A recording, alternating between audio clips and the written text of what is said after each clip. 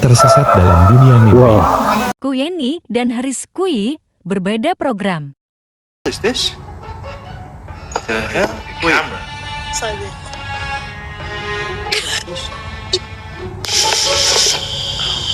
Wait, what? What the heck? Where the hell am I? Hello? Oh my god, I should have started. I'm kind of scared. Yo, can you hear me? What? What? I'm scared.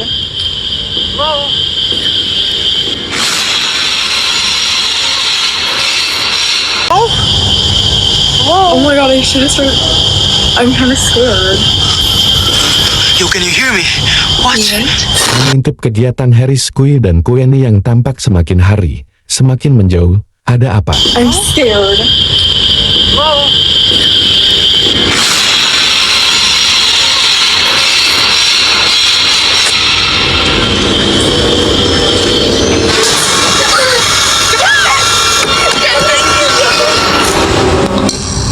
I'm so ready. W Riz, bro. W Riz. Yeah, I love your content though. You know, it's like. Tampaknya video tadi itu hanya upaya Haris Kui untuk memenuhi janjinya kepada netizen. Jangan pernah tanya Haris Kui kemana kok gak muncul di TikTok. Jangan pernah tanya lagi hal itu ke Kuyeni, karena akan ganggu pekerjaan Haris Kui. Pembuatan film seperti ini memerlukan konsentrasi dan imajinasi kelas tinggi. Jika sering diganggu telepon atau masalah bucin, karyanya tidak produktif dan tidak berkualitas. Haris Kui pernah bilang, dunia Kuyeni dan Haris Kui itu sangat berbeda. Kuyeni itu TikToker yang aplikasinya dari Tiongkok, sedangkan Om TV dan YouTube aplikasinya dari Eropa. Jadi tidak mungkin Haris Kui terus mendampingi Kuyeni di TikTok, apalagi film kunjungan Haris ke Vietnam. Part selanjutnya tidak dapat restu lagi dari Kuyeni untuk bisa tayang, padahal ditunggu netizen.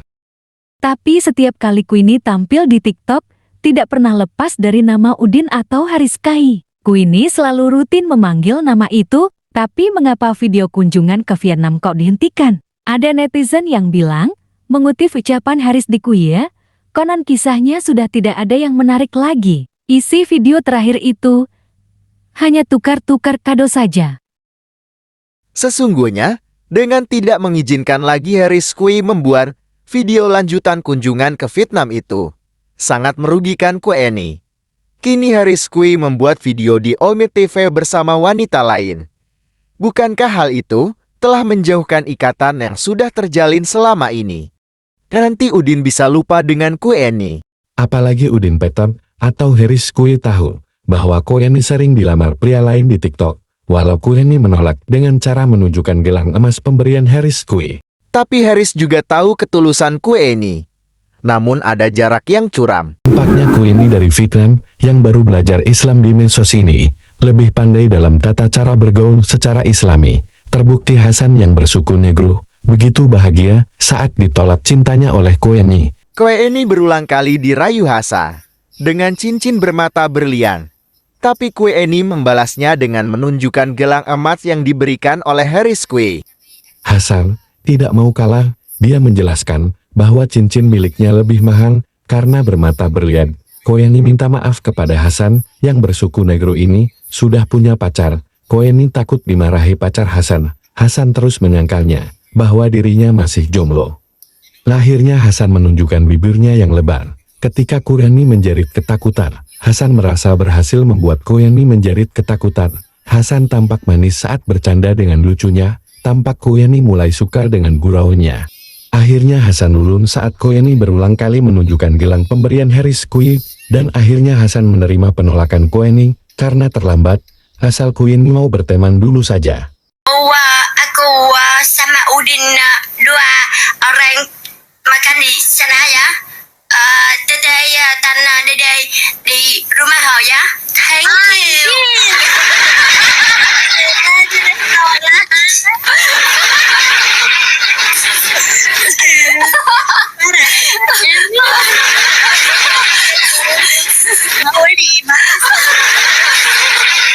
Dede mah di pinggirannya ada tukang mie ayam nukar itu nah.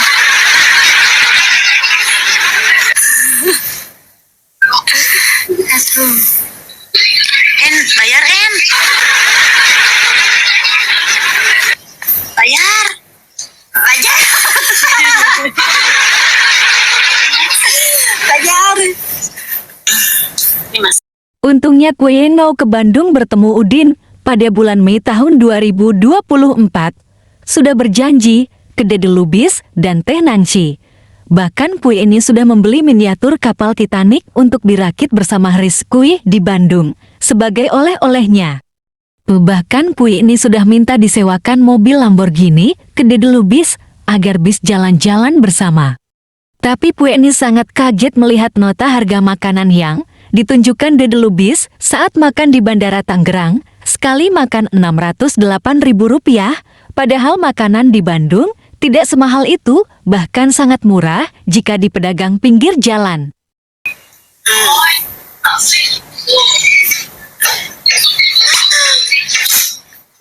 608.000. Mahal.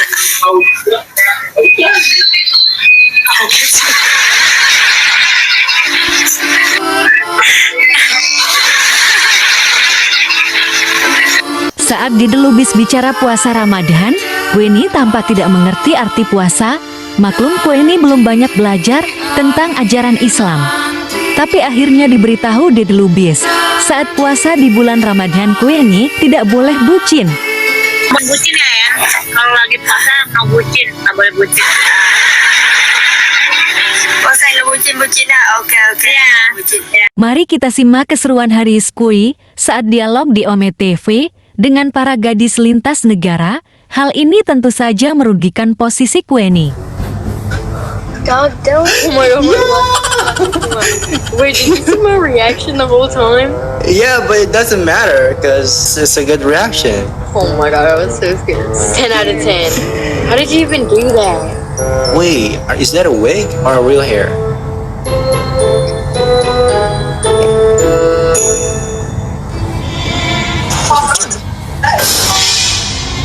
You look like him. Momo in real life.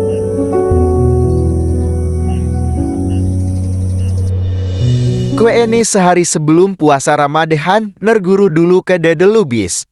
Apa itu bulan puasa? Batur. Nggak ada elang di sini mah. Elang mah di Bandung, dari mah di Tangerang. Elang.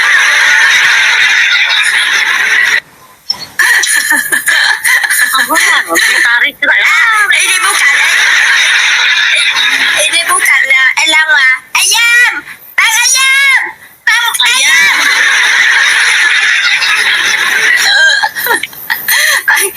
Ayam. Pika pika pi maacina agigi bang bang far. Hari ini Dede Lubis tidak pulang ya. Di sana tidur ya. Pika pika pika pi maacina agigi di sini ya.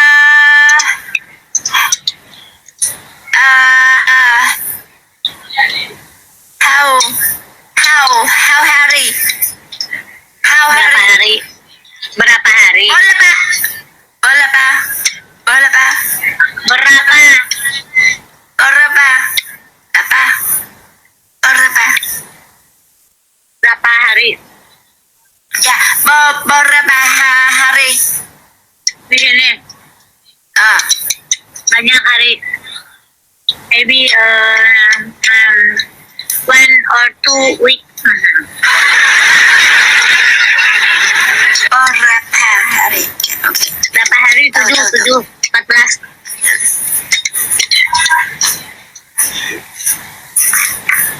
Jangan lupa teman-teman Selasa jam 8 support PK Inter Bang Elang ya.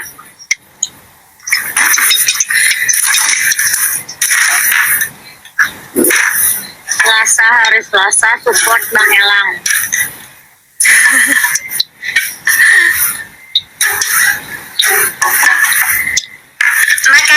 Tampaknya Pak Ilham sudah mulai merasakan begitu pentingnya media sosial TikTok untuk dunia pendidikan dan pergaulan internasional.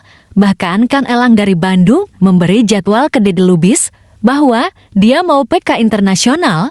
Mungkin para orang tua Teh dan generasi muda milenial harus punya grand design untuk perbaikan bangsa ini dalam manajemen medsos. Penting nih. Iya, apa-apa. Ceritanya saya itu di Cibarusa ada kontrakan. Tujuan saya bukan bikin kontrakan, bukan. Saya itu sebenarnya mau bikin pabrik pada saat itu, tetapi Pabrik berguru ke pengusaha siomay.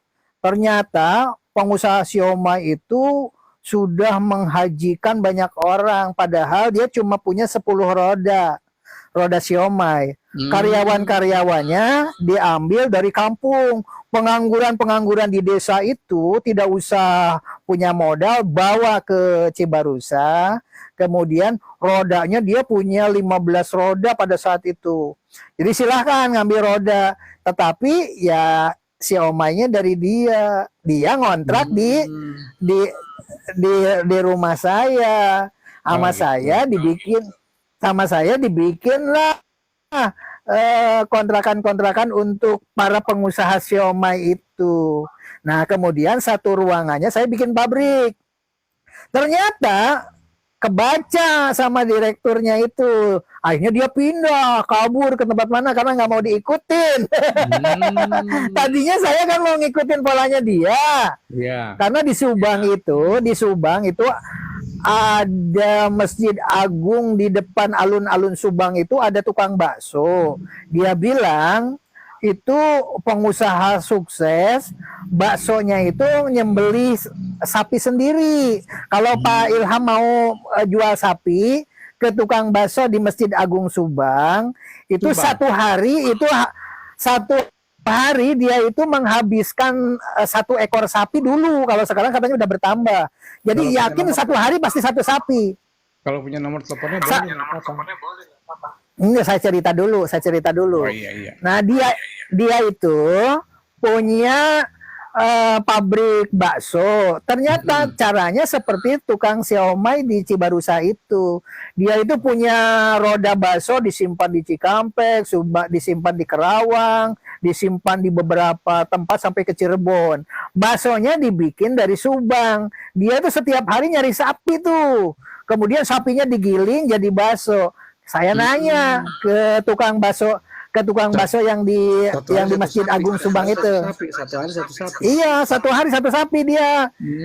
Dibikin bakso sendiri, makanya dia untungnya besar. Ternyata tukang bakso yang ada di Bekasi, yang ada di Kerawang, yang ada di mana itu ada bosnya semua, termasuk siomay.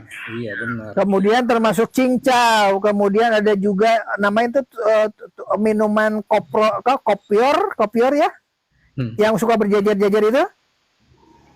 Ternyata polanya sama, mereka itu hanya karyawan.